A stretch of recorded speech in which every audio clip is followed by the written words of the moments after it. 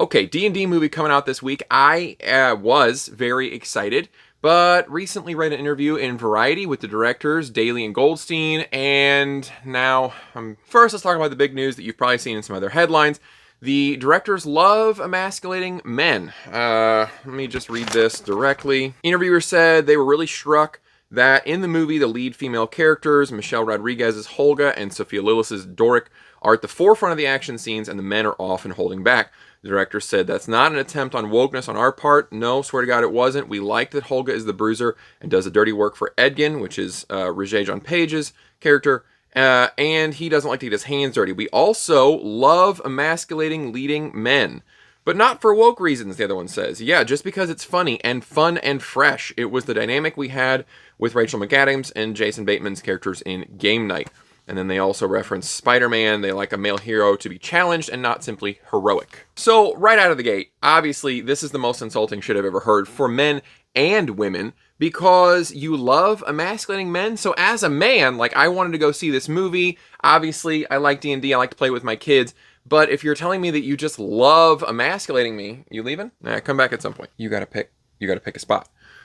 If you're telling me that you love emasculating your male leads, like, as a guy, why am I going to want to see that? But more than that, it's insulting to women. They think they're being so empowering to women, and all you're really doing is giving women a participation trophy. It's the sexism of low expectations. You're saying, if we put it on easy mode, that's how you can look powerful. And that is the most insulting shit. I don't understand how they think that's okay. He is the most cat. He yells at me to be held, and then I pick him up and he's like, nah, just kidding. Now, Pine being silly and kind of girly, that makes sense not only for him as an actor, but also for a D&D movie. Like, it really doesn't bother me in the context of this movie, but I'll talk about that a little bit more. And also Michelle Rodriguez being like a bruiser, like, getting in fistfights, like, that's also her character. I can't think of a Michelle Rodriguez movie where she isn't punching somebody. So that all kind of makes sense. Like, it doesn't really bug me. When they have the guys hanging back on purpose, and you wrote it that way, like, it didn't just happen. You wrote those guys to hang back, and you wrote the women to get at the forefront and physically get into the action and physically be domineering. The message that you're sending to women is the only way you can be powerful is two ways. One, if the men around you are comically emasculated and we purposely write them to be dumb and cowardly, that's the only way you can look good. It's the sexism of low expectation. The other message they're sending is that the only way you can be valuable as a woman is to be physically domineering. What they're saying is masculinity is superior. Otherwise, it wouldn't be funny to emasculate a man, which is the opposite of his nature. That's what they're trying to say, is that it's funny. We're dumbing them down. We're making the women look strong. Why? Because they're physically strong. Because they're physically dominating the men. Because they're doing traditionally masculine things. It is sending the message that masculinity is superior. If you want to be a strong character, you got to be masculine. If you want to be a strong person in life, you got to be masculine. That is the complete opposite of feminism. It's ridiculous. Opposite of what feminism used to be. I don't know. Today, they all just want to be men. I don't get it. A lot of what the directors are saying here makes me think this movie is absolutely going to suck. It's just a vanity project for them. So they talk about, we emasculated Chris Pine's character, which, first of all, if you've ever played D&D, the bard is always the silly one, and Chris Pine is a bard in this movie. So you're really not emasculating him. And also, Chris Pine, and I don't mean this in an insulting way, he's not the most masculine, macho, manly man. I mean, he's kind of a blonde, pretty boy. He likes to make fun of himself. In all of his movies, he's over the top and silly. That's his thing, and that's perfectly fine. But you're not emasculating him to have him do the same stuff that he always does. The emasculated man comedy works if it's a physically imposing guy. Like when John Cena is in a Tea Party, or Dwayne Johnson, or Terry Crews, like when these humongous guys do like effeminate things, that juxtaposition it can be really hilarious. Honestly, Central Intelligence is an underrated comedy. Dwayne Johnson put a fanny pack on and said he loved unicorns. That shit was awesome. But that only works because of their physical size. The directors also pride themselves on, the emasculated man, the emasculated male lead. They said it's fun, it's new, it's fresh. What did they say exactly? They said, we do it because it's funny and fun and fresh. Have you guys been watching movies for the past 15 years? This isn't new or fun or fresh. Trying to play on the emasculated male character or trying to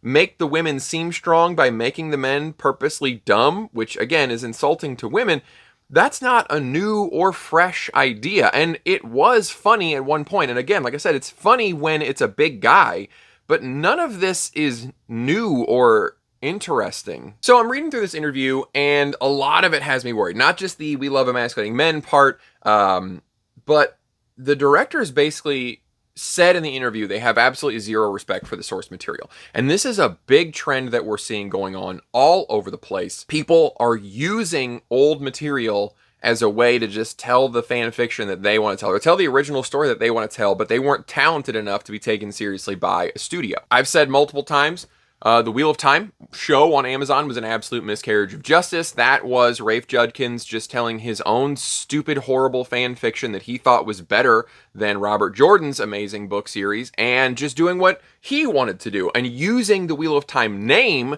to get his foot in the door because he is a talentless hack and nobody could take him seriously unless they were taking the IP seriously. Fuck you, Rafe. And these directors are doing the exact same thing. Just ahead of the emasculating men quote, the director says, to be able to do that kind of storytelling at the level you want to do it, do you feel you have to find a way into the franchise versus writing an original story? Goldstein says, using existing IP certainly greases the wheels.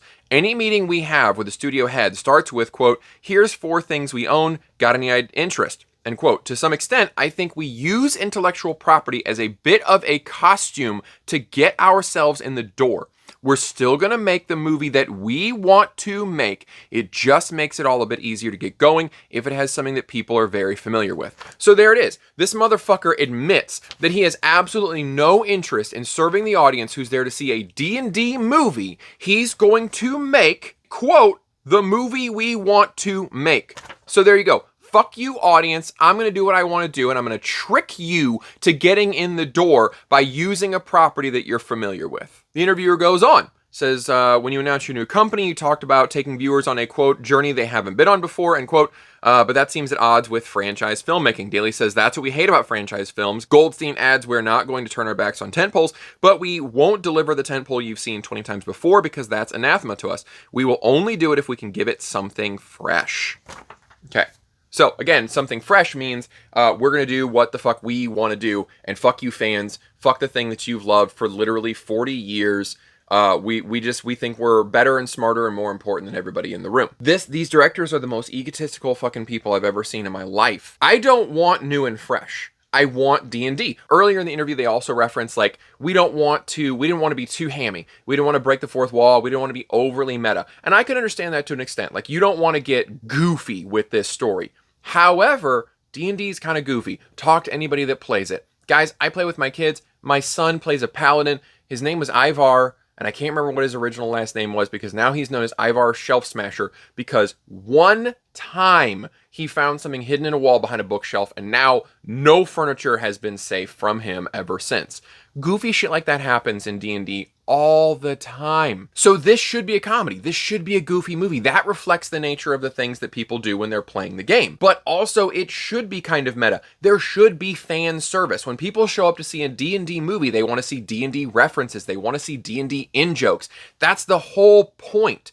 Otherwise, you are just using that franchise for your own self-service. And he admitted as much in this interview. I was so excited about this movie. I had just seen some of the trailers. You've seen the one where they're casting Raised Dead on the skeleton, and then it's like a goofy thing where the skeleton keeps answering the questions, and then they lose it. Like, that stuff sounds great. Now I'm reading this interview, and I'm seeing that these directors actually don't give a shit about the audience. They're just there to stroke themselves.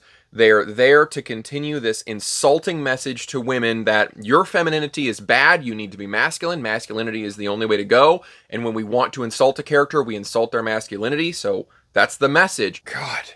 Now I think this movie's gonna suck, and I'm very disappointed. Let me know what you guys think. See you next time.